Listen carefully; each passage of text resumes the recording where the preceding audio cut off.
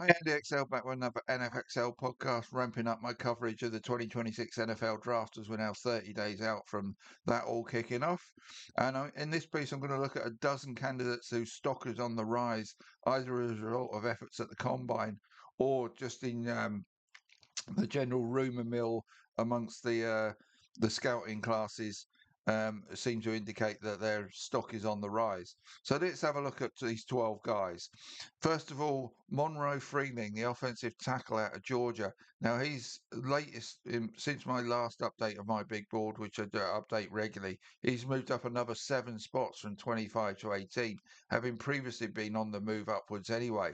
Freeling showed great speed and athleticism at the combine, and with Spencer Fanu now potentially being taken as a guard rather than a tackle, Freeling may well be the second offensive tackle taken in this draft, which has helped his stock. Now teams looking for offensive tackle might be thinking, I don't want Fano, maybe what's the next best option? Freeling looks like he could be being seen as that guy. All of that has moved him up from what just a few weeks back was borderline round one, round two territory into looking more like a solid mid first rounder and maybe even earlier than that, depending how early Francis Mauagoa goes as probably the first offensive tackle taken in this draft. Because once he's gone, teams who need an offensive tackle might think we really want Freeling, so that could get him even higher than mid first round. So demand is going to be key for him here. He has the length to excel as a pass blocker, and with the addition of some bulk, could also improve his work in the run game. But he has shown enough for one of the top teams in the college sphere that he is capable of making up into a very, very good left tackle in the NFL. So Freeling, keep an eye on him. The next one is Omar Cooper, the wide receiver out of Indiana.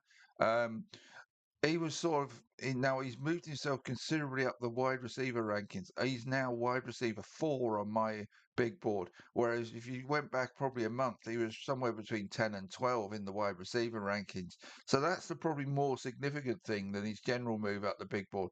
He was probably around 50 a few weeks back. He moved up to sort of early round two material, and that's kept on going. In my latest update, he's moved up from number 33 to 23. 1,000-yard season for the national championship winning Hoosiers was enough for Cooper to be seen as a solid round two pick. A 4:42.40 at the combine may not jump off the page in itself, but was quicker than he was expected to run. And with his ability to find space and gain yards after the catch, a good overall combine has now moved him up into first round territory and maybe even a possible top 3 wide receiver in this draft. He might not be the pure athlete other wide receivers in this class are, but he can flat out play football, and that natural ability to maximize his talents now look like getting him a round one selection. So they're the guys that have moved up into round one, if you like, in recent weeks. Now here's one that's in round two and has been in that territory for a while, but he's now pushing up towards maybe borderline round one. And that's Chris Johnson, the cornerback at San Diego State, up from 48 to 39 in my latest update. Johnson is a small call candidate who the scouting network became more and more aware of during last season. He had 4 interceptions, 2 being pick sixes, and he's a ball hawking zone cornerback type that teams will love to have on their roster. Then he showed up exceptionally well at the combine, running a 4.440 with a 154 10-yard split, which made him basically the third quickest quarterback at the combine. He's gradually been climbing up my rankings, but after that combine showing, as I said, is now getting into borderline round one stroke round two territory, depending on how strong demand is the draft. Right now, he's my cornerback 5 on my big board. So Johnson is one definitely to keep on your radar. May go earlier than others expect. And there's another small school guy doing the same. Of an edge candidate, Malachi Lawrence out of Central Florida, moved up 20 spots in my last update from 77 to 57. At the end of the college season, Lawrence was flying so far under the radar he was a borderline 7th rounder stroke undrafted free agent. But that has certainly changed drastically once teams got deep into their scouting meetings. And as with virtually all small school draft candidates, a strong combine is a must to make NFL teams believe you're capable of being more than a big fish in a small pond. Lawrence had a brilliant combine with a 4:52.40, third for amongst edges, 1:59 for a 10-yard split, which again was third, jumped to 40 vertical, which was second amongst the edge candidates, and a 10:10 broad, which was third, showing he has all the athletic ability you could possibly want off the edge. So his ascent up the edge rankings has continued post the combine to the extent that it's pretty much a lock to go on day two, and is now the 10th edge candidate on my big board in what is a really strong class, and he could still keep climbing. Um, Malachi Lawrence is definitely a name to be aware of ahead of the draft. Now, a guy moving up into round three from round four is Rayshawn Benny, a defensive tackle out of Michigan. He's moved up from 119 to 77 on my big board. That's a huge 42 place jump. The knock on Benny that he has had only one season as a starter at Michigan, so he may need time to develop into a starting defensive tackle at the next level. But one thing is for sure, he is already an excellent run blocker and tackler. So teams in need of that type to bolster their interior of their D line should have this guy on their radar. As a developmental type who may also be used on running down, may only be used on running downs, that will almost certainly keep him out of contention to be one of the top defensive tackles in this class. But the possible upside he has in getting him noticed ahead of this draft. And really, there's a group of 4 or 5 defensive tackles that are all sort of hovering around. Excuse my throat this morning. More coffee. Yeah. There's a group of 4 or 5 defensive tackles hovering around the end of round one, more likely early round two.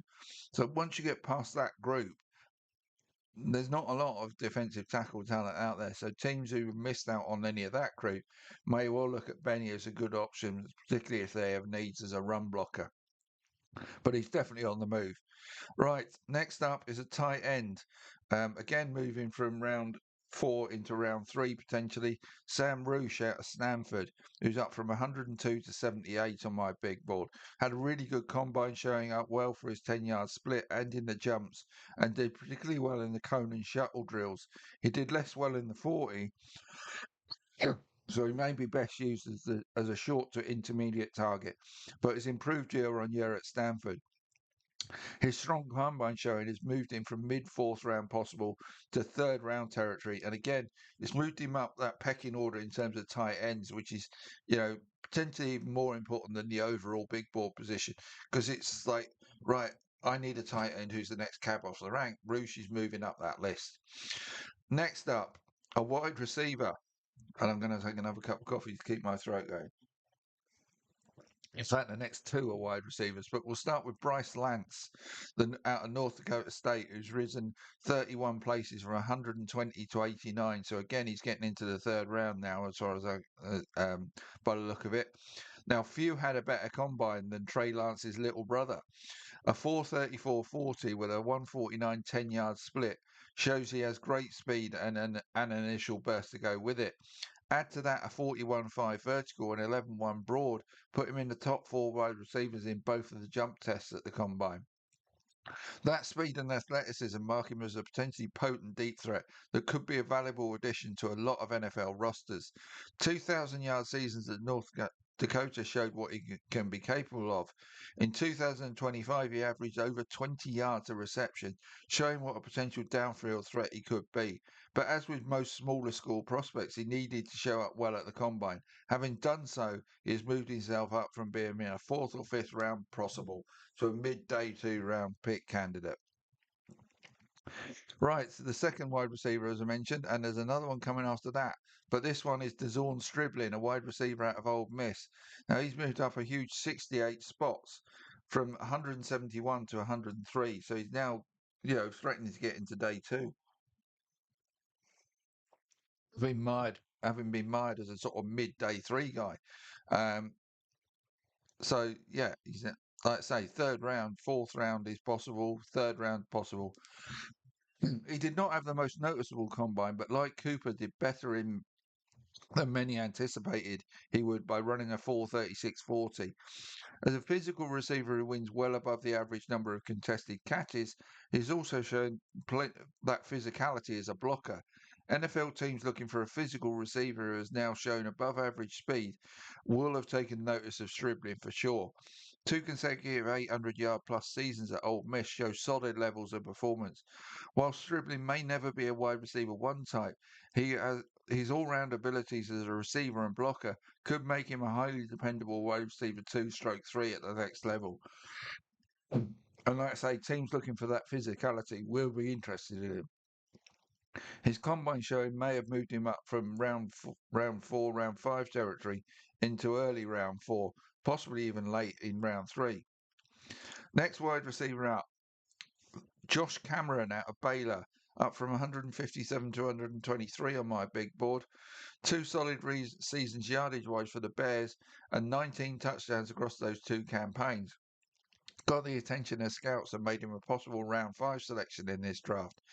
But he could be more used as a slot receiver in the NFL than on the outside, and as the build of a running back to go with the ability to win contested catches and then turn into a yards after catch beast.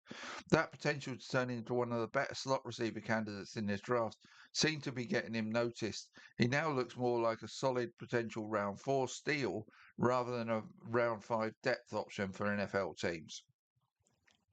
Next guy on this list is Jaeger Burton. He's a centre out of Kentucky who's up from 202 to 161. So we're now getting to the late stages of the draft where there's a potential value we're looking at here. Burton is another who showed up well at the combine, with well above average speed for a centre. But he has played both centre and guard at Kentucky, where he was excellent as a run blocker, but less so in the passing game. His speed, versatility, and run blocking ability look likely to get a late round selection, but in a pretty shallow class at centre, he may now have moved from round 6 to early day 3 selection wise. Right, next up, Will Kaczmarek, another tight end out of Ohio State, who's gone basically from being an undrafted free agent on my big board to now sitting at 198, so he's in round 6. Don't expect much in terms of receiving stats from Kaczmarek, but any team looking for a tight end that can help their blocking game considerably should certainly consider using a late round pick on this guy. And those types can be hugely valuable to NFL teams, way more than most late round picks, as Kaczmarek has gained enough attention for his blocking, as I say, to move him into potential 6th round territory. And the final one is a running back, Adam Randall out of Clemson, from again undrafted free agent to 205, so he's now probable round 6 in my eyes. He produced a breakout season as a senior with 814 yards and more yards on the ground, and adding 254 yards and 3 touchdowns as a receiver. The latter hardly being a surprise, as he was a wide receiver before he switched to running back for last season. Despite a distinctly moderate combine, he's getting attention from scouts, as he has distinct developmental upside, having just played 1 season as a running back.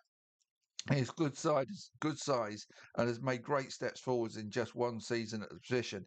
Add to that potential to be an excellent special teams contributor as a kick returner, and he has moved from looking like going undrafted to being a potential 6th rounder who could turn out to be much better than a late round selection. You know, we've seen some of these late round running backs really pay off in recent years. Isaiah Pacheco is one that comes to mind. There are others. So, you know, they can get some running back steals late, and Randall might be one of those. So those are my 12 to keep an eye on right now. See you soon. I'll be back with further pieces. As I say, really ramping up my coverage on the NFL draft now. See you later.